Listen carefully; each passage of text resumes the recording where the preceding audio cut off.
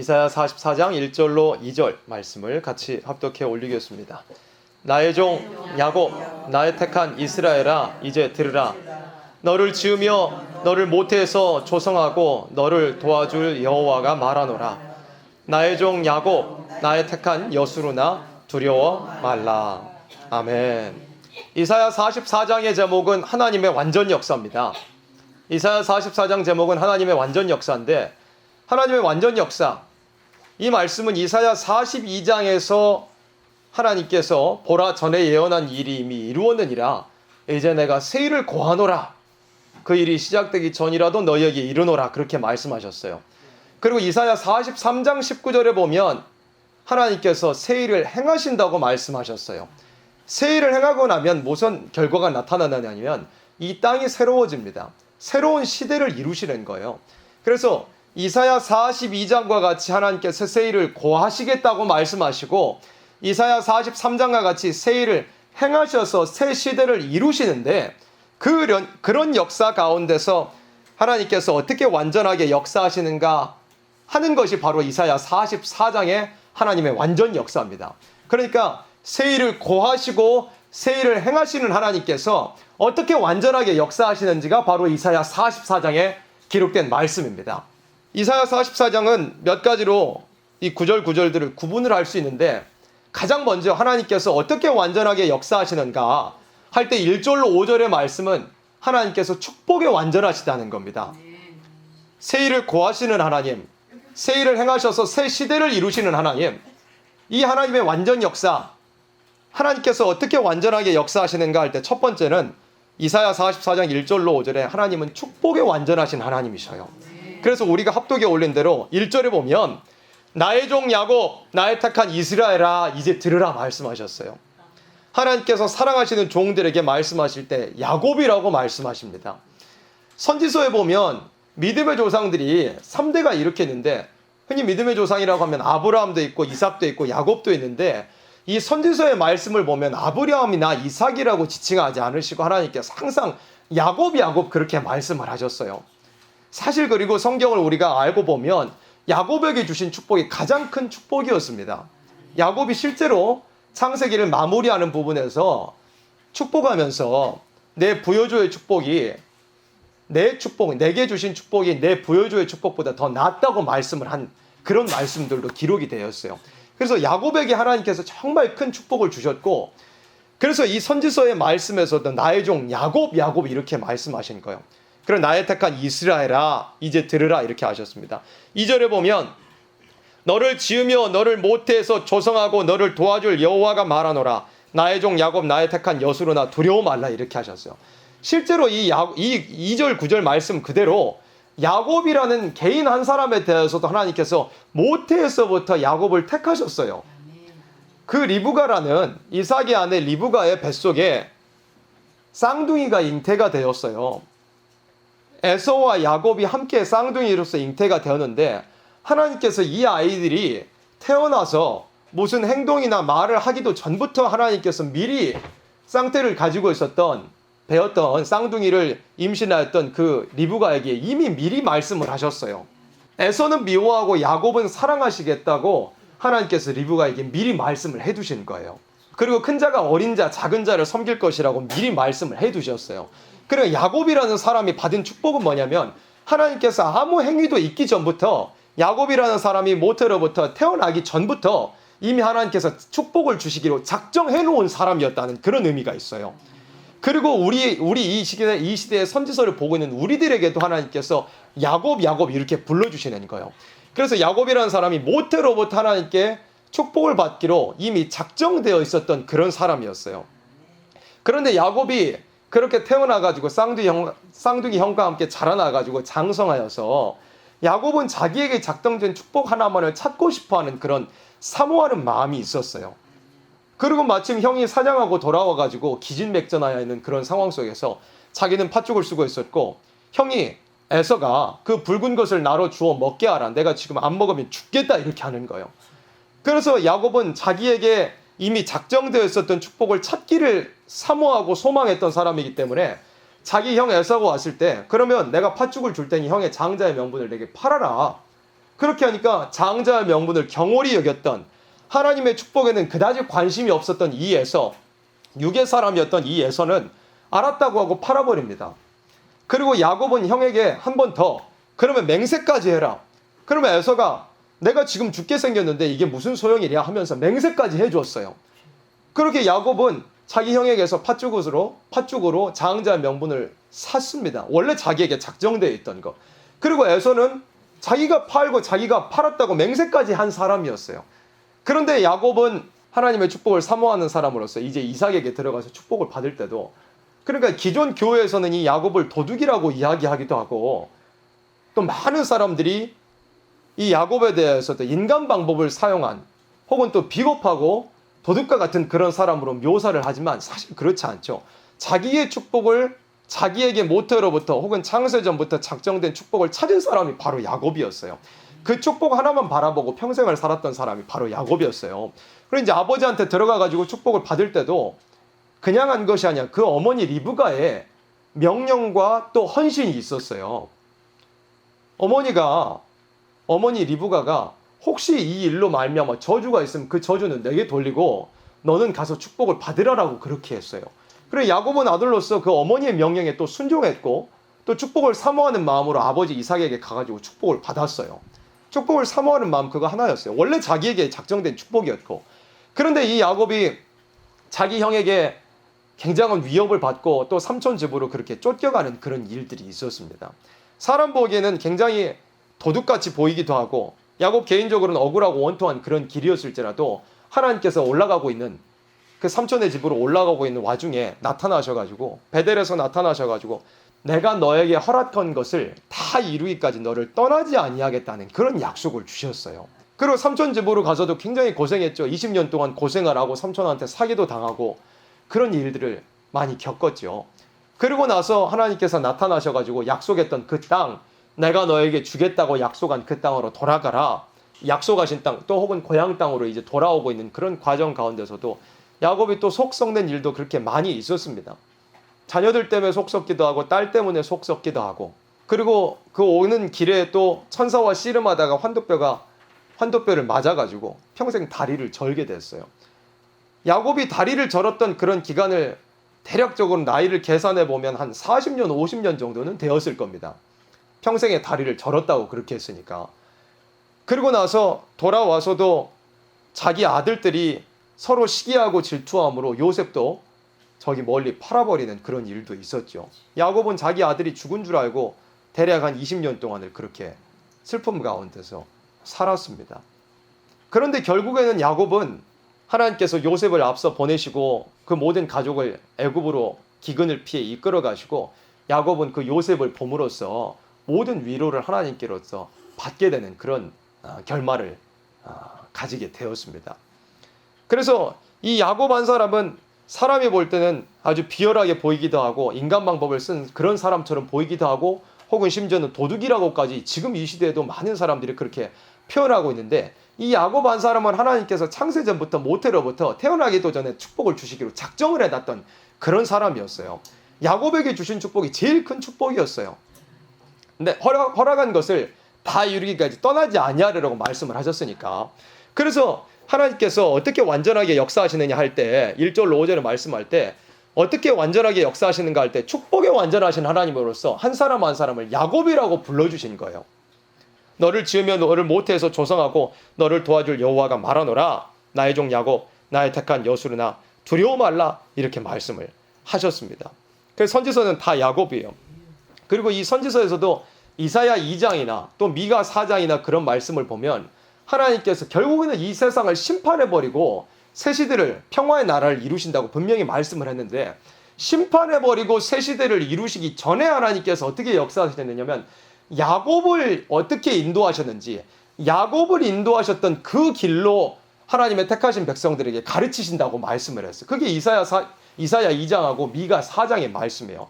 심판하고 새 시대를 이루실 텐데 그 역사가 있기 전에, 심판하시기 전에 택한 백성들에게 무엇을 가르치시느냐면, 또 택한 백성들은 무엇을 찾게 만드시냐면 야곱을 어떻게 인도하셨는지, 야곱을 어느 길로 인도하셨는지 하나님께서 그 길로 가르치신다고 분명히 말씀을 했어요. 그럼 야곱이 사람 보기에는 억울하기도 하고 원통하기도 하고 이 오해도 당할 만한 그런 길을 걸었던 사람이지만 하나님께서 야곱 모태로부터 축복의 길로만 쭉 인도하셨던 거예요. 그래서 이 마지막 때에도 심판하시고 새 시대를 이루시기 전에 하나님의 택하시고 사랑하시는 종들에게 야곱의 길로 인도하시겠다고 말씀을 그렇게 해주신 거예요. 그래서 축복의 완전하신 하나님께서 1절로 2절에 말씀한 것처럼 축복의 완전하신 하나님께서 야곱 이렇게 불러주신 거예요. 모태로부터 다 구별하시고 하나님께서 모든 길을 축복의 길로 인도하시는 사람들이다. 그런 말씀입니다. 그리고 3절로 5절 말씀 같이 합독합니다. 대저 내가 가란 자에게 물을 주며 마른 땅에 시내가 흐르게 하며 나의 신을 내 자손에게 나의 복을 네 후손에게 내리리니 그들이 풀 가운데서 솟아나기를 시냇가에 버들같이 할 것이라. 혹은 이르기를 나는 여호와께 속하였다 할 것이며 혹은 야곱의 이름으로 자칭할 것이며 혹은 자기가 여호와께 속하였음을 손으로 기록하고 이스라엘의 이름으로 칭호하리라. 아멘. 축복의 완전하신 하나님께서 1절로 2절과 같이 한 사람 한 사람을 야곱과 같이 완전한 축복으로 인도해 주심과 동시에 이 3절로 5절에는 무엇을 말씀하셨느냐면 하나님의 이 완전한 축복이라는 것은 우리 한 사람 한 사람에게만 주시는 게 아니에요. 하나님께서 주시는 완전한 축복이라는 것은 가정의 축복이고 자녀의 축복입니다. 그래서 3절로 5절에 말씀할 때 3절에 다시 한번 보세요. 대저 내가 가란 자에게 물을 주며 마른 땅에 시내가 흐르게 하며 그 다음에 뭐라고 말씀했어요? 나의 신을 누구에게 주신다 그랬어요? 내 자손에게 주신다고 말씀했어요. 여기서 신이라는 건 뭐냐면 구약 성경에서는 신이라고 표현했어요. 혹은 성신이라고 표현했어요. 신약시대의 표현으로는 성령이에요. 성령을 너의 자손들에게 주시겠다고 말씀한 거예요. 그러니까 우리 한 사람 한 사람을 야곱으로 불러서 모태에서부터 구별하시고 조성하시고 그 야곱과 같이 사람 보기에는 오해를 당할지라도 축복의 일로 가게 하심과 동시에 우리 한 사람만 축복하시는 것이 아니라 그 성령을 하나님께서 보내주신 성령 우리 자녀들에게도 주시겠다고 약속을 하신 거예요.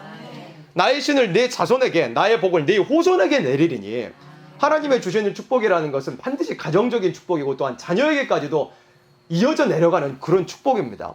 창세기에서 하나님께서 사람을 창조하셨을 때부터 생육하고 번성하라. 한 남자와 한 여자가 만나서 가정을 이루고 생육하고 번성하라. 무슨 뜻이냐면 가정의 축복을 주시려고 사람을 창조를 하신 거예요. 그러니까 하나님의 축복에 완전하신 하나님께서 마찬가지로 이 마지막 시대에도 자녀들에게도 하나님께서 성령을 보내주시고 자녀들에게도 나의 복을 주신다고 분명히 이렇게 말씀을 하신 거예요.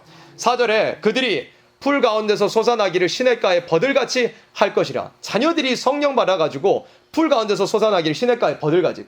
그 다음에 5절에 자녀들에게 하나님께서 성령을 부어주시고 축복에 완전하신 하나님께서 자녀들도 축복해 주신다고 말씀하셨는데 5절에 혹은 이르기를 이 혹은 누구냐면 우리의 자녀들 축복을 받을 그 자녀들이 어떻게 이야기하느냐. 혹은 이르기를 나는 여호와께 속하였다 할 것이며 축복에 완전하신 하나님께서 우리를 어떻게 축복하시느냐. 우리의 자녀들에게 성령을 부어주셔가지고 나는 여호와께 속하였다 이렇게 말하게 해주시겠다는 그런 말씀이에요. 자녀들의 입에서 나는 여호와께 속한 사람이다 이렇게 고백이 나오게 만들어주시겠다는 뜻입니다. 또 혹은 야곱의 이름으로 자칭할 것이며 그랬어요. 우리의 자녀들을 통하여서 그 입술로 나는 야곱이다 이렇게 자칭하게 해주신다는 거예요. 부모의 입장에서는 자녀들이 야곱의 길을 걷는 게 굉장히 안타깝게 느껴질 수도 있겠죠. 야곱의 그 길을 우리가 성경을 통해서 봤고 또 우리가 걸어왔던 길이 그런 야곱의 길들이었다고 이야기할 수 있으니까.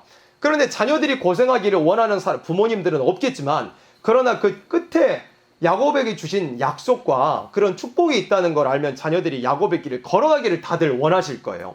그런데 하나님께서 축복에 완전하신 하나님께서 이 자녀들을 통하여서 자녀들의 입술을 통해서 내가 야곱이다 이렇게 고백이 나오게 하신다는 그런 말씀이에요. 이게 축복에 완전하신 하나님의 역사입니다. 나는 야곱의 이름이다. 나는 야곱이다 이렇게 스스로 자칭하게 하신다. 그 다음에 혹은 자기가 여호와께 속하였음을 손으로 기록하고 이스라엘의 이름으로 칭호하리라 그랬어요. 나는 여호와께 속한 사람이다. 이렇게 손으로 기록하게까지 한다. 누가? 우리의 자녀들을 통하여서 이런 축복을 받게 하신다라고 이사야 44장 1절 5절에 축복에 완전하신 하나님이 어떤 분이신가 이렇게 말씀을 하신 것입니다. 지금 오늘의 형편에는 현실적으로 또 냉철하게 우리의 모든 현실을 볼 때 이런 일이 너무 까마득하게 보이기도 해요. 당장 자녀들을 한 사람 한 사람 생각을 할 때 예수님도 알지 못하는 자녀들이 있고 교회 오기 싫어하는 자녀들도 있고 여러 가지 사정과 형편으로 핑계와 변명이 있는 그런 자녀들도 있고, 또 교회를 다녀도 믿음도 없고 예수님을 아직 영접하지 못한 그런 자녀들도 있고, 또 예수님을 믿고 교회를 다니는 자녀들이 있더라도 이 부모님의 신앙을 이해하지 못하고 어머니의 신앙을 이해하지 못하고, 또 여호와 세일의 하나님이 아멘이 되고 말씀이 아멘이 되더라도 이 모든 예배와 기도의 생활에 선뜻 발을 내딛지 못하는 그런 경우들도 있잖아요. 그러니까 가만히 생각해 보면 이 넘어야 될 산이 한두 가지가 아니에요. 넘어야 될 산들이 한두 가지가 아니에요. 당장에 우리 자녀들에게 있어서도. 그런데 축복의 완전하신 하나님께서는 이렇게 말씀으로써 우리에게 약속을 해주신 거예요.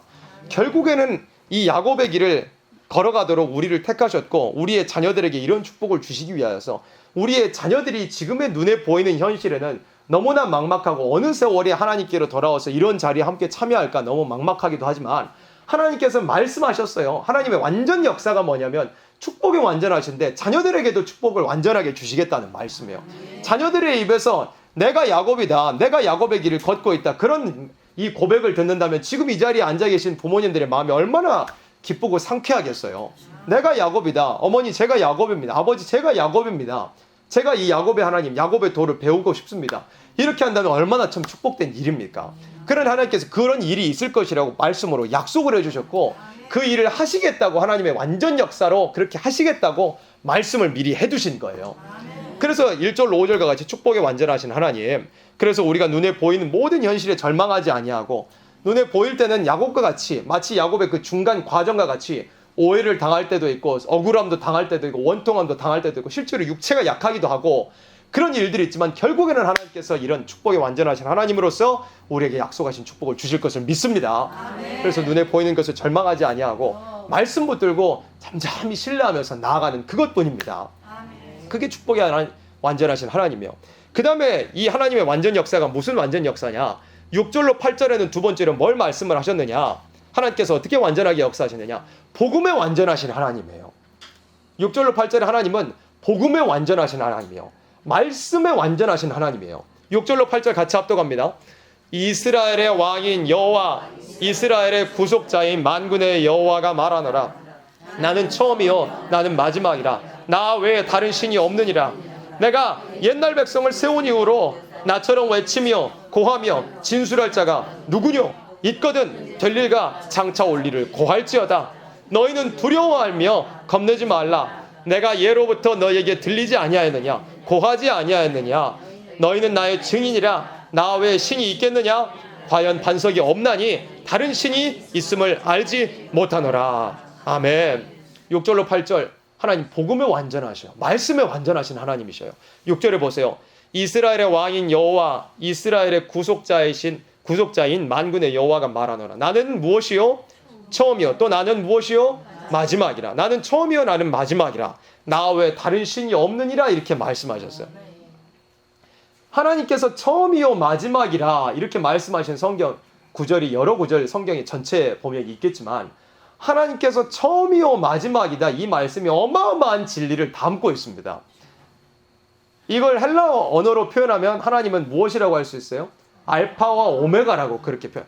그래서 계시록 1장에도 주 하나님께서는 알파와 오메가, 전에도 계셨고 이제도 계시고 장차 오실 자다, 그렇게 계시록 1장에도 표현되어 있고, 계시록 22장에서도 재림하실 예수님께서 직접 말씀하실 때 나는 처음이요 나중이다, 알파와 오메가시다, 그렇게 말씀하시네. 그래 요한계시록에서도 1장과 끝장에 하나님 알파와 오메가시다, 우리 주 예수님 알파와 오메가로 역사하신다, 그렇게 말씀을 하셨어요. 근데 이 알파와 오메가도 진리를 알고 봐야 이게 큰 진리라는 게 깨달아져요. 이 알파와 오메가라고 이렇게 성경 구절이 기록되어 있으면 그냥 일반적으로 생각할 때, 많은 또 신앙인들 기독교인들이 생각할 때는 알파와 오메가 그렇게 생각하면 그냥 하나님께서 먼저 스스로 계신 하나님이시다, 그 다음에 영원 존재하시는 하나님이시다, 그러니까 하나님이 영원 전부터 영원 끝이 없는 그런 영원까지 혼자 스스로 존재하시는 홀로 신이신 하나님이시다, 그렇게 표현할 때 알파와 오메가다, 알파와 오메가다, 그 정도의 한계를 두고서 알파와 오메가라는 이 말씀을 이해를 해요.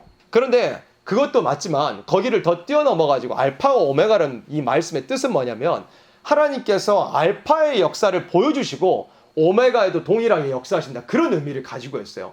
그러니까 하나님의 역사는 알파가 있고 오메가가 있어요. 하나님께서는 말씀으로 미리 모두 다 보여주시고 말씀으로 약속하시고 말씀으로 예언하시고 그리고 알파의 역사 이루어지게 하시고 또 오메가의 역사 이루어지게 하시는 그런 하나님이셔요. 그래서 이 7절에 보세요.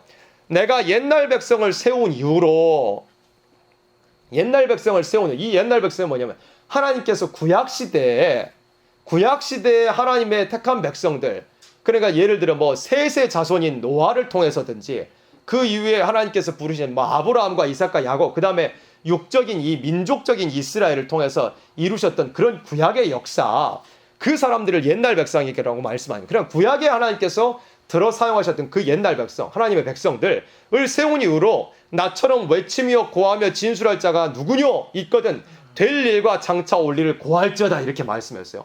이 7절에 무슨 말씀이냐면 하나님 처음과 나중이시고 알파 오메가이신데 하나님은 구약시대 옛날 백성들을 통하여서 하실 말씀을 미리 다 해두셨어요. 또한 옛날 백성 구약 하나님의 백성들을 통해서 보이고자 하는 것을 미리 다 보여두셨어요. 그리고 나서 7절 후반절에 있는 것처럼 이제 앞으로 될 일과 장차 올 일을 미리 하나님께서 다 보여놓으셨다는 그런 말씀이에요.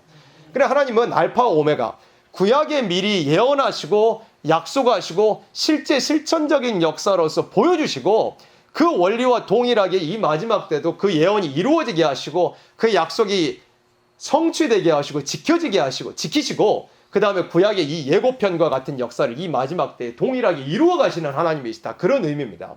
그래서 하나님께서 이 6절로 8절에 하나님의 완전 역사할 때 두 번째가 복음에 완전하신 하나님이란 뜻이에요.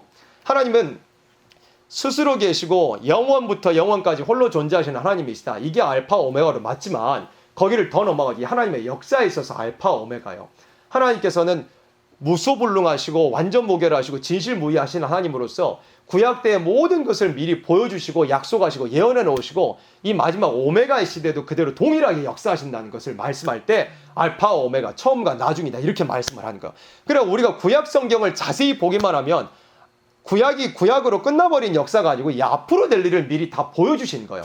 그래 우리가 이 창세기로부터 시작해가지고 구약의 모든 역사를 선지서 말라기까지 우리가 살펴볼 때 이 시대, 이 마지막 시대, 인간 종말에 이루어질 일들을 다 미리 보여주신 거예요. 그래 창세기에서도 하나님께서 이 천지와 만물을 창조하신 목적이 있단 말이에요. 이 천지와 만물을 첫째 하늘, 둘째 하늘, 셋째 하늘의 구조로 또 이 지구를 이렇게 사람이 살 수 있도록 만들어 놓으신 그런 이유가 있단 말이에요. 이유와 목적이 있는데 그 이유와 목적이 이 마지막 시대 결국에는 이루어지는 거예요. 또 창세기에서 하나님께서 사람을 영과 혼과 육체로서 이 세 가지 요소로서 창조하신 목적이 있어요. 그 목적이 이 인간 종말의 목적대로 하나님께서 이 인간 종말의 그 목적을 이루시는 거예요. 인간이 타락했더라도 구속의 역사를 통해서 아들 예수님을 보내주신과 동시에 구속의 역사를 진행하셔서 창세기에서 사람을 창조하신 목적대로 이 인간 종말에 하나님께서 그 목적을 이루시는 거예요. 그리고 이제 에덴 동산에서 쫓겨나가지고 창세기 4장에서 뭘 명령하셨느냐면 하나님께서 제사의 법을 명령하셨어요. 순종의 제사, 순종의 피의 제사. 그러니까 창세기 이 오메가의 역사, 알파의 역사에서 타락한 인생을 어떻게 구원하실 것인가를 말씀을 할 때 순종의 제사, 피의 제사를 말씀하셨는데 그 순종의 제사, 피의 제사가 이 오메가의 이 마지막 시대에도 하나님께서 사람들을 택하신 생명들을 인정하시는 기준이 되는 거예요. 그러니까 알파에도 제사의 법이 있었고 이 마지막 때도 오메가에도 제사의 역사가 있는 거예요.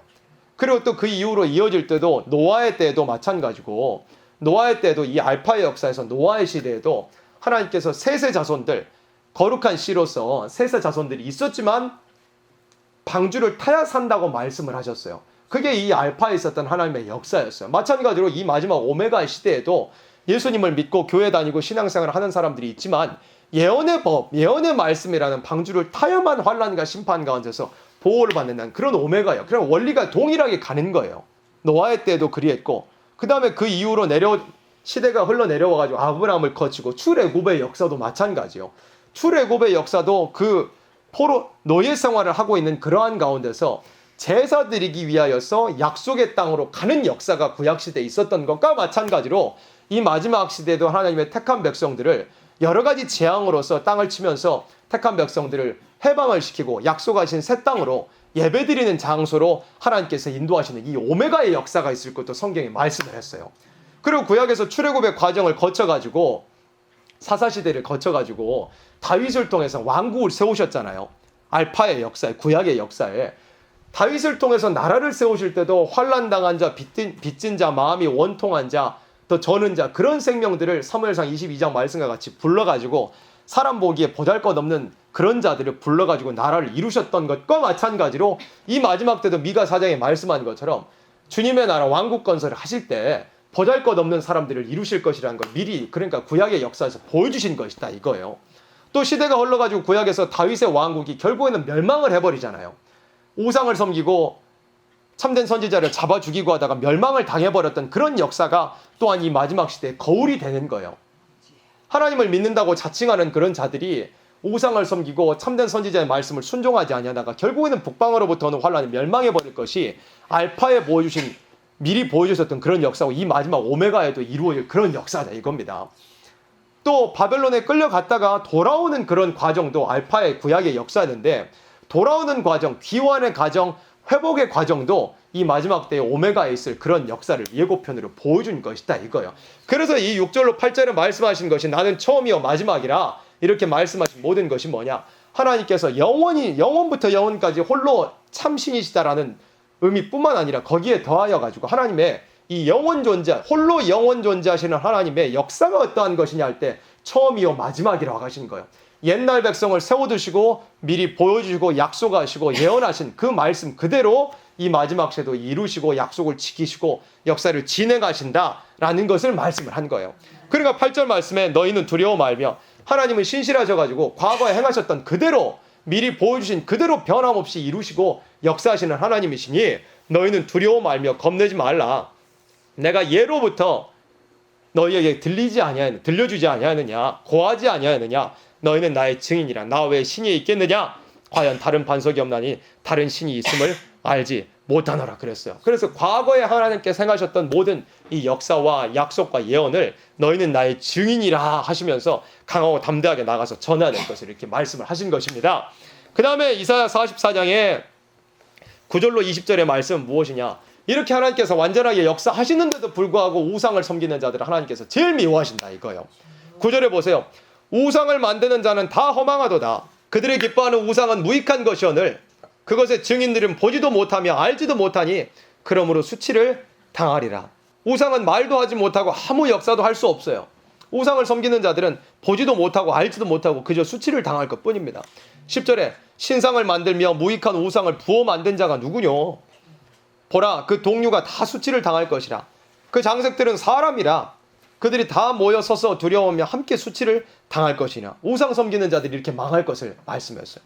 하나님이 이렇게 1절로 8절 말씀과 같이 완전하게 역사하시는데도 불구하고 우상을 섬기는 자들은 다 망할 것을 말씀했어요. 12절에 철공은 철을 숯불에 불리고 매로 치고 강한 팔로 관림으로 심지어 줄여서 기력이 지나며 물을 마시지 아니하여 건비하며 우상 만들기 위해서 철공들은 이렇게 우상 만들기 피곤하고 지치도록 우상을 만든대요. 그리고 13절에 목공은 줄을 늘여 재고 붓으로 긋고 대패로 밀고 정규로 그어 사람의 아름다움을 따라 인형을 새겨 집에 두게 하며 나무로 우상을 만드는 자들도 이렇게 정교하게 나름대로 사람의 머리를 써가지고 우상을 만들어요. 14절에 그는 혹 백향목을 베이며 혹 디르사 나무와 상수리 나무를 취하며 혹 삼림 중에 자기를 위하여 한 나무를 택하며 혹 나무를 심고 비에 자라게도 하나니. 목공들은 이렇게 우상 만들기 위해서 나무들 열심히 기르기도 한대요. 15절에 무릇 이 나무는 사람이 화목을 삼는 것이오늘 그가 그것을 가지고 자기 몸을 더웁게도 하고 그것으로 불을 피워서 떡을 굽기도 하고. 그럼 이 나무라는 것이 사람의 생활에 그 과거 당시에는 실질적으로 아주 현실적으로 필수적인 거였잖아요. 사람이 추운 겨울에는 나무 떼 가지고 몸 따뜻하게 해야 되기도 하고 또 요리를 해먹으려면 불이 필요하니까 나무에 불 떼 가지고 요리를 해먹기도 하고 그게 나무의 용도였다 이거예요. 그런데 그 동일한 나무로 자기 몸을 따뜻하게 하고 요리하기 위해서 불을 때는 그 나무를 가지고서 동일한 나무를 가지고서 15절 후반절에 있는 것처럼 그것으로 신상을 만들어 숭배하며 우상을 만들고 그 앞에 부복하기도 하는구나. 이렇게 우상 섬기는 자들이 미련하다 이겁니다. 16절에 그 중에 얼마는 불사르고 얼마는 고기를 삶아 먹기도 하며 고기를 구워 배불리기도 하며 또 몸을 더웁게 하여 이기를 아하 따뜻하다 내가 불을 보았구나 하면서 나무로 요리해 먹고 나무로 몸 따뜻하게 하면서 아 따뜻하다 내가 불을 보았구나 이렇게 하면서 17절에 그 나머지로 동일한 나무로 신상 곧 자기의 우상을 만들고 그 앞에 부복하여 경배하며 그것에게 기도하여 이르기를 너는 나의 신이니 나를 구원하라 하는도다 이렇게 말씀했어요. 그러니까 우상 섬긴 자들이 이렇게 무지하고 미련하다 이것입니다. 또 혹은 우스꽝스럽다 이겁니다. 18절에 그들이 알지도 못하고 깨닫지도 못함은 그 눈이 가리워져서 보지 못하며 그 마음이 어두워져서 깨닫지 못함이라. 마음에 생각도 없고 지식도 없고 총명도 없으므로 내가 그 나무에 얼마려 불을 사르고 그 숯불 위에 떡도 굽고 고기도 구워 먹었거늘 내가 어찌 그 나머지로 가증한 물건을 만들겠으며 내가 어찌 그 나무 토막 앞에 굴복하리요 말하지 아니하니. 그러니까 자기가 얼마나 어리석고 무지한 행동을 하고 있는지 자문할 줄도 모르게 이렇게 어두워져 있다는 그런 걸 말씀한 거예요. 20절에 그는 죄를 먹고 미혹한 마음에 미혹되어서 스스로 그 영혼을 구원하지 못하며 나의 오른손에 거짓 것이 있지 아니하냐 하지도 못하느니라. 우상 섬기는 자들의 모든 상태가 이와 같이 참 무지하고 어리석다. 이것을 지금 말씀을 하신 것입니다. 그러니까 1절로 8절 같이 하나님께서 이렇게 완전하게 역사, 축복에 완전하시고 복음에 완전하시고 행하실 모든 것을 미리 보이시고 말씀하시고 숨기지 아니하고 역사하시는 하나님이신데 하나님의 그 완전한 역사를 알지 못하고 우상을 섬기는 자들이 이와 같은 상태에 있다는 걸 말씀을 한 것입니다. 그리고 21절로 23절에 하나님께서 어떻게 완전하시느냐 말씀을 할 때 21절로 24절 하나님 속죄에 완전하신 하나님이시다. 21절로 23절 같이 합독합니다. 야곱아 이스라엘아 이 일을 기억하라. 너는 내 종이니라. 내가 너를 지었으니 너는 내 종이니라. 이스라엘아 너는 나의 이짐이 되지 아니하리라. 내가 내 허물을 빽빽한 구름에 사라진 같이 내 죄를 안개에 사라진 같이 도말하였으니 너는 내게로 돌아오라. 내가 너를 구속하였음이니라. 여호와께서 이 일을 행하셨으니 하늘아 노래할지어다. 땅의 깊은 곳들아 높이 부를지어다. 산들아 삼림과 그 가운데 모든 나무들아 소리내어 노래할지어다. 여호와께서 야곱을 구속하셨으니 이스라엘로 자기를 영화롭게 하실 것임이로다. 아멘. 21절로 23절 하나님의 완전 역사 중에 속죄에 완전하신 하나님이시다 그랬습니다. 21절에 야곱아 이스라엘아 이 일을 기억하라. 너는 내 종이니라. 내가 너를 지었으니 너는 내 종이니라 하셨습니다. 하나님께서 지으시고 1절로 2절의 말씀처럼 모태로부터 하나님께서 구별하여 부르신 사람들이에요. 너는 내 종으로 불렀어요. 그러니까 이걸 기억하라는 거예요. 내가 너를 구별하여 불렀다는 것을 항상 기억하라 이 말씀이에요. 그리고 이스라엘아 너는 나의 이짐이 되지 아니하리라 그랬습니다. 하나님께서 창세전부터 정하여 놓으시고 모태에서부터 지으신 사람들을 어떻게 하나님께서 잊으시겠어요? 종으로 쓰시려고 하나님께서 택하여 놓으신 사람들을 어떻게 잊으시겠느냐 이거예요. 하나님께서 도무지 잊으실 수 없는 이 사람들을 어떻게 역사하시느냐. 22절에 내가 내 허물을 빽빽한 구름에 사라진 같이 내 죄를 안개에 사라진 같이 도말하였으니 너는 내게로 돌아오라. 내가 너를 구속하였음이니라 말씀하셨어요. 하나님은 사람을 창조하신 목적을 결국에는 이루어버려요. 아담과 하와를 창조하시고 하나님께서 사실 영원한 영광을 함께 누리기를 원하셨고 그게 사람을 지으신 목적이었는데 바로 주실 수는 없고 공의의 시험을 두셨어요. 시험관으로서 옛뱀 마귀 사단을 함께 창조해 두셨습니다. 그런데 사람이 공의의 시험에서 지고 패배함으로 말미암아서 이 영원한 축복을 당장에 누릴 수 없게 됐어요. 그런데도 불구하고 하나님께서는 이 사람을 지으신 목적을 철회하거나 거두어들이지 않으시고 결국에는 아들 예수님을 보내셔가지고 이 사람을 회복하기를 시작을 하셨어요. 그래가지고 그 은혜로서 우리가 지옥 갈 죄를 사함을 받고 또한 예수님의 부활의 능력을 힘입어서 우리의 육체까지라도 죄와 상관없는 그런 몸으로 변화될 것을 약속과 소망으로 우리에게 주신 것입니다. 속죄에 완전하신 하나님이에요. 그래서 22절에 내가 내 허물을 빽빽한 구름에 사라진 같이 내 죄를 안개에 사라진 같이 도말하였으니 그랬어요.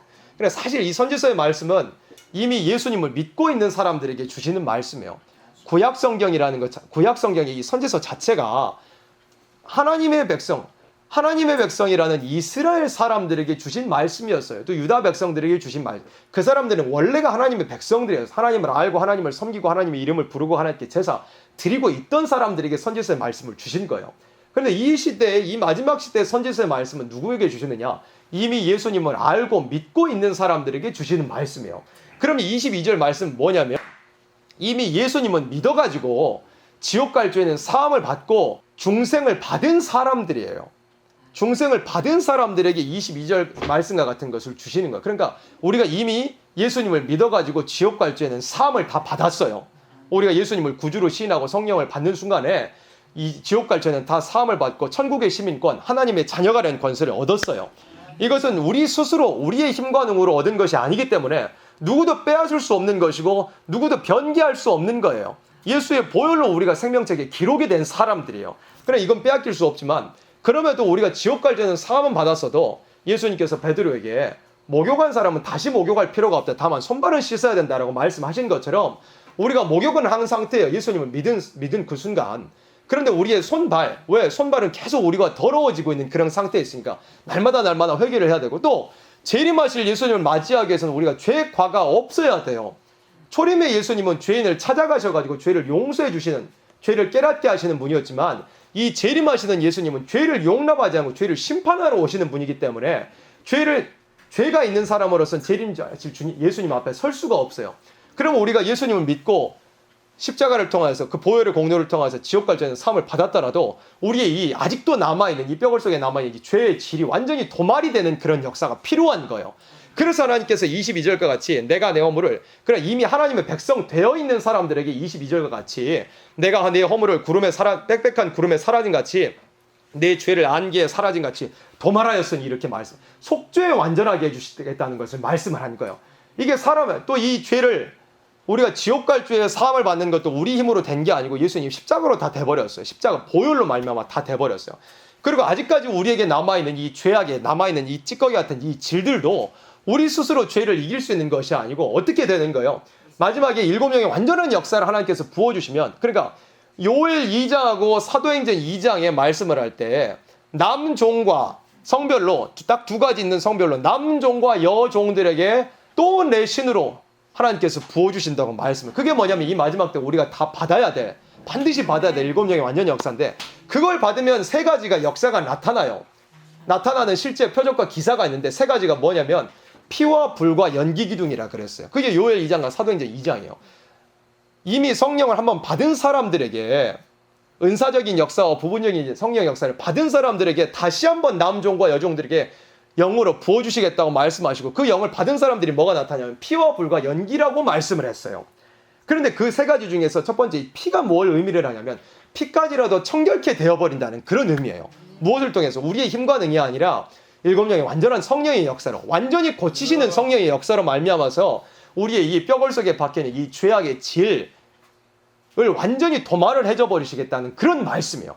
그럼 이 22절을 속죄에 완전하신 하나님께서 그와 같이 역사해 주실 것을 약속하시고 말씀을 하신 것입니다. 그러면 지금 우리가 구이사 성입니다만은 구이사라고 하면 원래 스가랴 성지자가 구이사 그 당시에 활동을 했잖아요. 그 당시에 성전을 지었던 영적인 지도자였던 대제사장 여호수아에게 스가랴 3장의 말씀을 할 때 여호수아 앞에 세운 돌을 보라. 그 돌에 무엇이 있다 그랬어요? 7 눈이 있느니라 그랬어요. 그 말씀을 그 돌에 7 눈이 있다는 건 뭐냐면 베드로전서 2장 고린도전서 10장에 있는 것처럼 그 돌은 예수님이에요. 우리의 반석 되신 예수님 또 모든 교회의 머릿돌 되신 그 예수님인데 그 예수님으로 말미암아서 7 눈 계시록 5장에 있는 것처럼 7 눈은 온 땅에 보내심으로 입은 하나님의 7 영이더라 그 말씀처럼 예수님의 이름으로 보내주신 7 영의 완전한 역사로 말미암아서 하나님께서 새길 것을 새기시고 이 땅의 죄악을 하루에 제하리라 그렇게 말씀. 그게 스가랴 3장 구이사 그러니까 성전 다시 짓는 역사에서 하나님께서 그 성전 짓고 있었던 영적인 지도자인 대제사장 여호수아에게 약속하신 거였어요. 그러니까 이 마지막 때에도 초대교회를 이루어야 될 우리들에게 이 죄과를 완전히 하루아침에 제해 주실 것을 말씀을 하는 거예요. 우리의 힘으로가 아니고 예수님의 이름으로 보내주신 7 명의 완전한 역사로 우리의 죄과를 완전히 제해 주시겠다는 걸 말씀을 하는 거예요. 죄가 있으면 괴롭잖아요. 죄가 있으면 내 자신이 자꾸 죄에 질 때도 있고 죄가 나를 또 넘어지게 만들 때도 있고 이 속에서 아직도 다툼이 있으므로 아직도 권고한 상태에 머물러 있는 그런 부분들도 있고 또 이 뼈골 속에 죄악이 박혀있기 때문에 우리가 어떻게 돼요? 아무리 젊고 어린 사람이라도 피곤하고 지친다니까요. 죄악의 질이 우리 안에 흐르고 있기 때문에, 선악과를 따먹은 그 질이 우리 안에 흐르고 있기 때문에 이 나이에 상관없이 모든 사람들이 다 지치고 피곤하고 병약하고 노쇠져 가고 있는 거예요. 그리고 우리가 재림 예수님을 맞이해야 될 뿐만 아니라 우리의 이 피곤하고 지쳐가고 노쇠하고 흙으로 돌아가고 있는 이 몸에서 벗어나기 위해서는 이 하나님의 속죄의 완전하신 역사가 필요하다 이겁니다. 그래서 22절에 내가 네 허물을 빽빽한 구름에 사라진 같이 내 죄를 안개에 사라진 같이 도말하였으니 너는 내게로 돌아오라. 내가 너를 구속하였음이니라. 이렇게 말씀을 하신 것입니다. 그러면 우리의 죄가가 도말되어 버리면 어떻게 되느냐? 그래 7명의 완전히 억수로 이 피까지라도 청결케 되어버리면 어떻게 되느냐? 우리의 몸이 우리 몸이 새로워지는 거예요. 예수님께서 부활하신 그 몸과 같이 살아서 나를 믿는 자는 영원히 죽음을 보지 아니라 그렇게 말씀했잖아요. 빌립보서 3장 21절에서 말씀할 때 자기 영광의 몸의 형체와 같이 우리의 낮은 몸을 변케 하시리라 말씀하신 거예요. 그래 십자가라는 것이 이 은혜 시대에 많은 교회들은 십자가를 그냥 영혼 구원 정도로만 생각을 해요. 근데 십자가는 알고 보면 영혼 구원에만 국한된 게 아니에요. 십자가는 육체의 구원까지도 함께 포함되는 거예요. 왜냐하면 예수님의 몸이 살아나신 거기 때문에 예수님께서 영으로 뭐 부활하신 게 아니고 부활이라는 이 용어 자체가 부활이라는 용어는 영혼에 해당되는 적용하는 용어가 아니고 부활이라는 용어 자체는 이 육체에 적용되는 용어잖아요. 그럼 예수님께서 부활하시고 또 살아서 나를 믿는 자는 영원히 죽음을 보지 아니하리라. 그 영광의 몸의 형체같이 우리를 변케 하시리라. 그러면 십자가의 능력은 우리 영혼뿐만 아니라 우리의 육체도 미치는 거예요. 그리고 육체에 미치는 우리가 예수님의 부활하신 형상과 같이 되기 위해서는 십자가의 그 능력과 성령의 역사로 말해 우리의 죄가가 완전히 도말이 되어버려야 되는 거예요. 그럼 우리가 죄가가 도말이 되면 어떻게 되느냐? 예수님 그 부활하신 몸과 같이 신령한 몸, 하늘에 속한 형체가 그렇게 되는 거예요. 그래서 사람의 몸이 새로워지는 거예요. 하나님께서 창조하셨던 그런 목적대로 영원히 살 수 있는 그런 몸, 피곤하고 지치지 않은 그런 몸이 된다는 걸 말씀을 하는 거예요. 그래서 사람이 이 죄가를 도말을 받고 몸이 새로워지는 그 순간에 어떻게 되느냐? 23절에 여호와께서 이 일을 행하셨으니 죄가를 하나님께서 도말해 버리시고 속죄의 완전하신 역사를 행하시니 어떻게 하시느냐? 하늘아 노래할지어다, 땅의 깊은 곳들아 높이 부를지어다, 산들아 삼림과 그 가운데인 모든 나무들아 소리 내어 노래할지어다. 이렇게 했어요. 사람이 죄가를 도말을 받았는데 하늘도 노래하고 땅의 깊은 곳도 높이 부르고 산들도 또 삼림과 그 가운데 모든 나무들도 다 소리내어 노래하는 거. 왜 노래하겠어요? 우리가 이것도 이 23절의 말씀도 알파의 역사를 알아야 돼요. 알파의 창세기 보니까 어떻게 되냐면 사람이 범죄함으로 땅이 저주를 받아버렸어요. 그런데 그 역사를 그 알파에 있었던 이 죄악의 역사를 뒤집어 버리면 어떻게 되느냐면 사람이 죄가를 도말을 받고 사람이 새로워져 버리면 이 땅도 다시 회복이 되는 거예요. 그래서 23절에 22절에는 사람의 죄가를 도말한다고 하셨고 그리고 23절에는 하늘이 노래하고 땅의 깊은 곳들이 높이 부르고 산들아 삼림과 그 가운데 모든 나무들아 소리내어 노래할지어다 그렇게 하는 거예요. 지금 로마서 8장에 있는 말씀처럼 이 모든 피조물들도 다 썩어짐에 종노릇하는 데서 탄식한다 그랬어요. 하나님의 아들들이 나타나는 것을 다 고대한다고 그랬어요. 그 하나님의 아들들이 뭐냐면 22절처럼 죄과의 도말을 받아버린 속죄의 완전한 하나님의 역사를 받은 사람들이에요. 그게 나타나면 사람이 새로워지니까 온천한 만물도 다 회복이 되는 거예요. 그게 뭐냐면 새 시대예요. 결국에는 23절 후반절에 여호와께서 야곱을 구속하셨으니 이스라엘로 자기를 영원롭게 하실 것이미로다. 그래서 21절로 23절은 속죄의 완전하신 하나님이시다 그랬습니다. 그 다음에 24절로 마지막 28절까지는 하나님께서 어떻게 완전하게 역사하시느냐? 종들을 완전하게 들어 사용하셔요. 24절로 28절에는 종들을 완전하게 들어 사용하시는 하나님의 완전 역사다 이것입니다. 24절에 내 구속자여 모태에서 너를 조성한 나 여호와가 말하노라. 나는 만물을 지은 여호와라.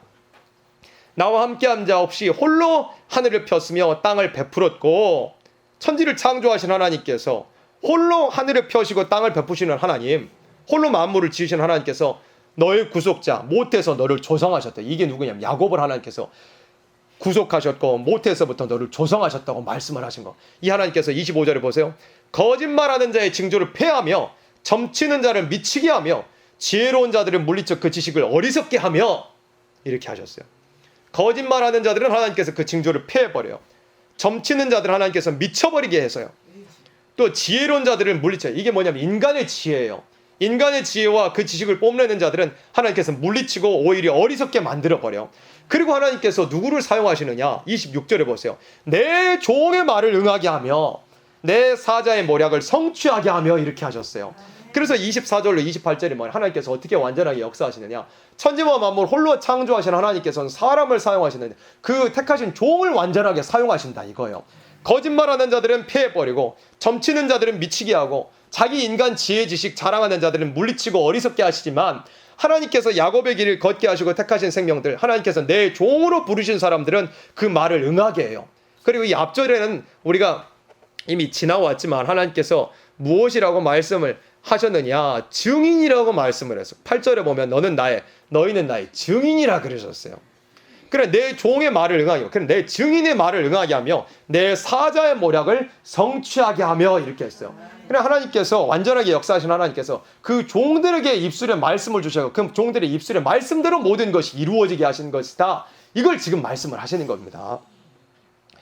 그러니까 이 이사야 44장도 이사야 지금 보고 있는 이 성경도 이사야 선지자라는 사람을 하나님께서 부르셔가지고 우시아 때부터 불러가지고 말씀을 주신 거 아니에요.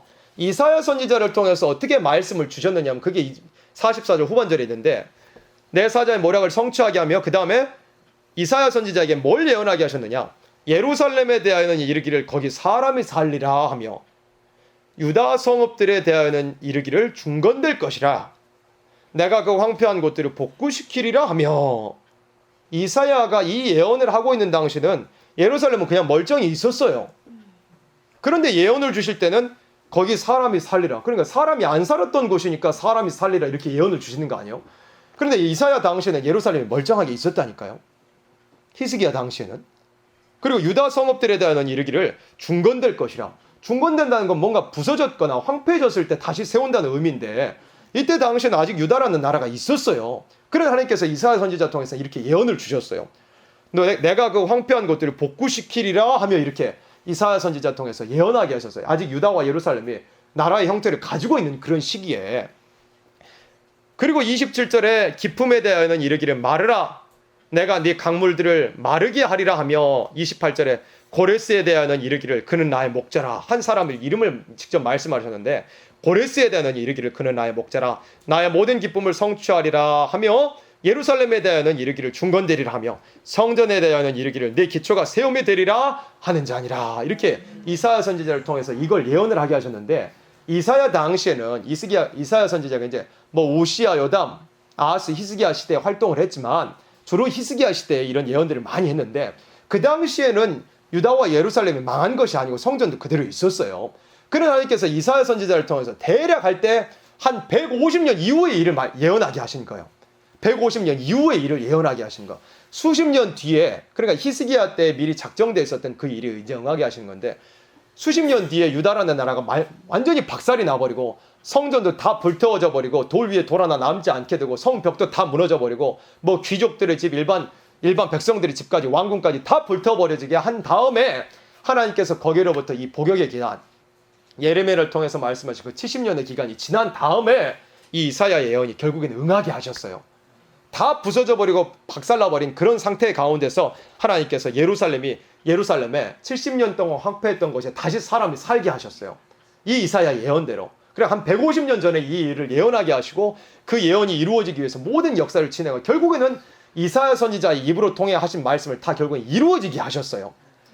또 유다 성읍들의 이르기를 26절 후반절 다시 보면 유다 성읍들에 대한 이르기를 중건될 것이야. 왜? 유다 성읍들이 다 박살이 났었으니까 다시 중건이 되는 거야.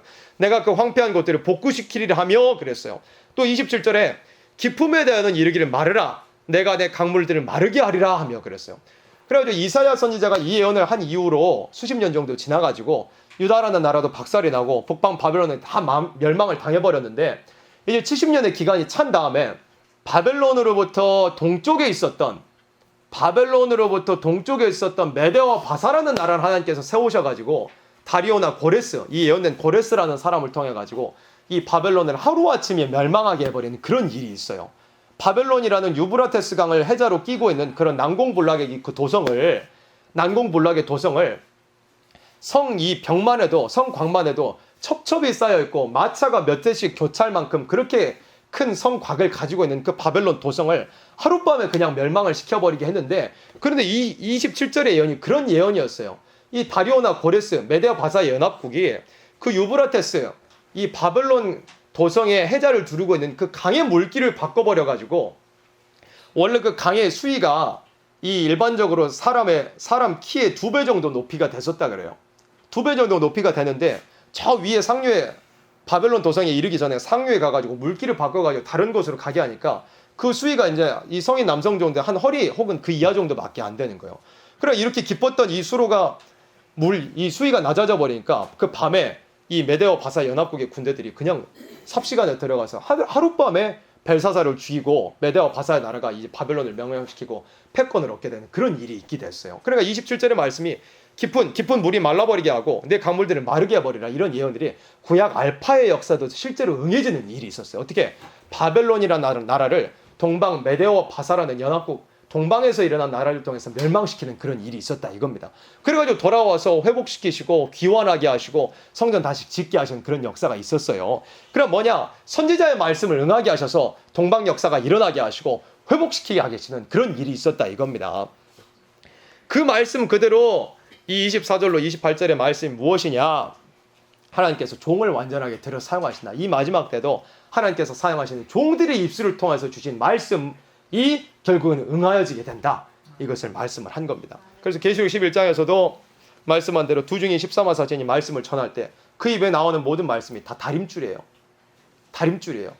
그 14만 사천 두중인의 입으로 나오는 말씀에 합당하면 통과하고 합당하지 못하면 망하는 거예요. 순종하면 살고 순종하지 않으면 죽는 거예요. 그 종의 입술로 나오는 말씀들이 다 마지막 때는 이 구원의 기준이 되는 거예요. 종의 입을 통해서 하나님께서 기준을 내어놓고 다림줄의 말씀이 나오게 하시는 거니까. 그래서 이사야 44장 이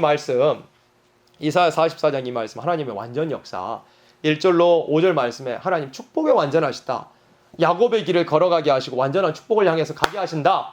그리고 우리에게만 축복하시는 것이 아니라 자녀들에게도 나는 야곱이다 스스로 자칭하게 해주시는 그런 축복을 주시겠다 약속을 하셨습니다.